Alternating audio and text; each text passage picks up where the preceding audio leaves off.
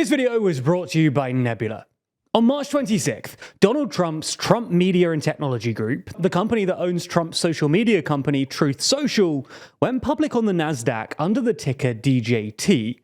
Now, in its first few hours, the stock absolutely boomed, surging over 50% at open and trading at a high of nearly $80 per share.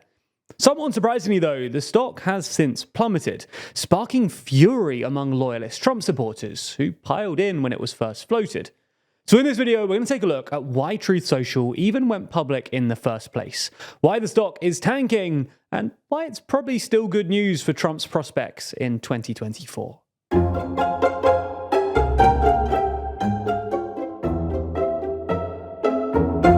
So, to understand this story, you've got to go all the way back to 2021, when Trump was banned by Twitter and Facebook for his posts concerning the January 6th attacks.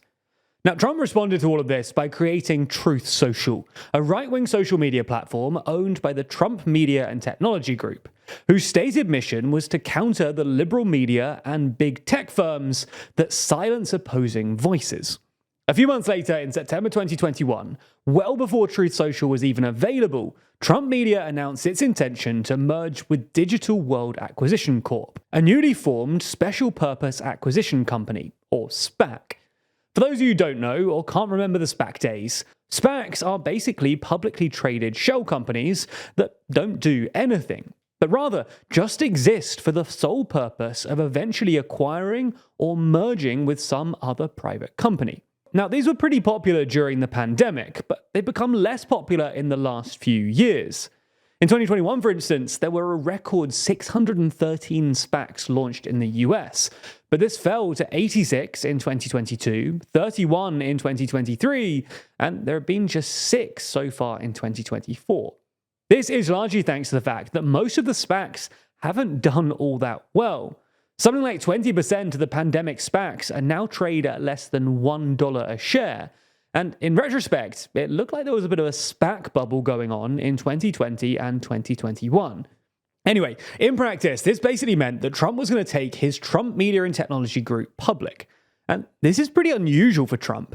The last time he took any of his various companies public was in 1995, with Trump Hotels, Casinos, and Resorts. But even this didn't go too well for him. The casino company posted losses every year it was public and filed for bankruptcy a decade later.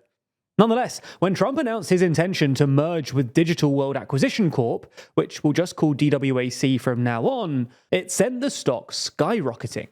DWAC quickly became one of the top-performing SPACs ever, surging 1,700% in a 2-day span to trade at a peak of $175 a share in October 2021. However, the actual merger was constantly delayed for a plethora of legal issues. Early investors and stakeholders in DWAC and Trump Media were constantly suing each other, and there was an SEC investigation into DWAC, which ended with a former DWAC board member being charged with insider trading.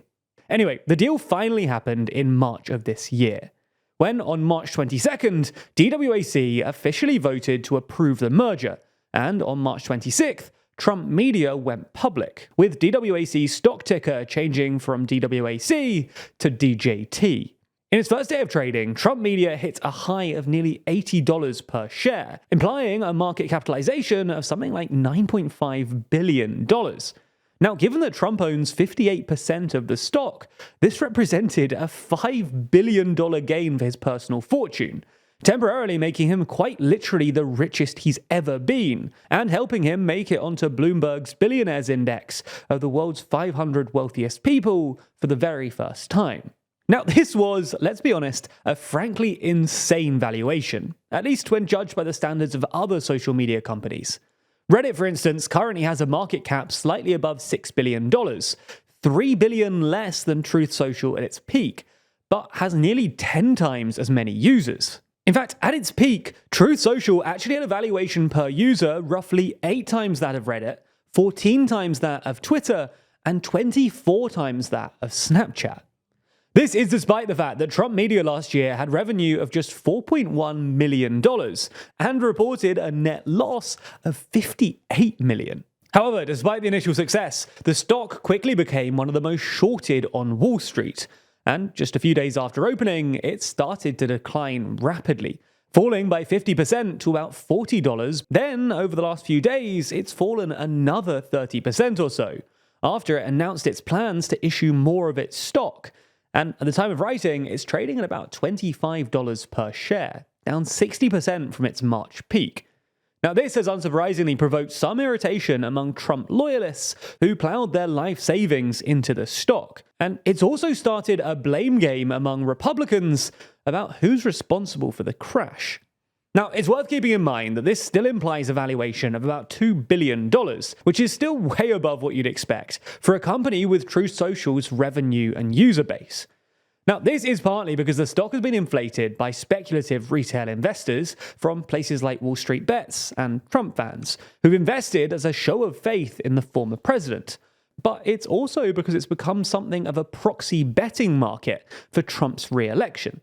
That's because if Trump gets re-elected, you'd expect Truth Social's fortunes to improve, just by virtue of its association with the sitting president. So investors who think that Trump is going to win in November are buying it up. It's not even impossible to imagine Trump doing something like signing an executive order, forcing companies to advertise on Truth Social, or cracking down on its competitors for some kind of advantage.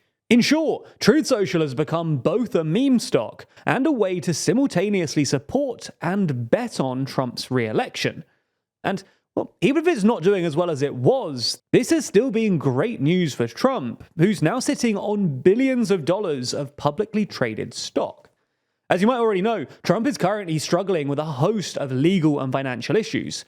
And while there is a lockup agreement between DWAC and Trump that prevents him from selling any shares for the first 6 months, that agreement could be waived pretty easily. And even if it isn't, he'll probably be able to use it as collateral to borrow more money if he gets hit with another multi-million-dollar bond or some equivalent cost. All in all, there's sort of a cosmic irony to all of this. A lot of Trump's current legal woes, including that $454 million bond, stem from his habit of fraudulently inflating his own wealth, basing his estimates on how rich he feels or should be, rather than, well, how rich he actually is. By creating a Trump-centric meme stock, however, he's been able to transcend the actual value of his businesses, monetizing his celebrity to make himself as rich as he feels he should be.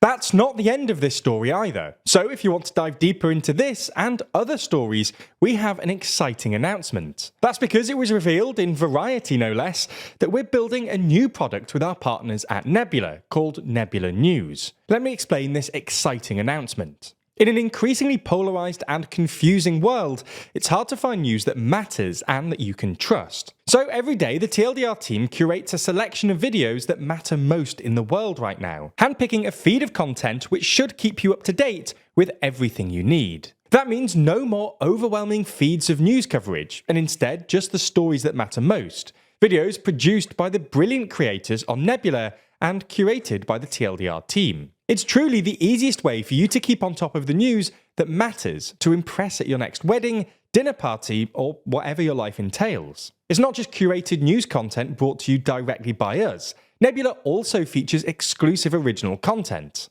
That's things like Real Life Law's brand new series War Room, which every month runs you through a whole load of ongoing conflicts, keeping you in the loop. You can also watch every TLDR video on Nebula ad-free, and in many instances before they land on YouTube. Now, if you're already subscribed to Nebula, you can find the brand new Nebula News section at nebula.tv/news. And be sure to bookmark or save that link so you can use it as your TLDR-ified news homepage. If you're not a member already, then click the link in the description to sign up now.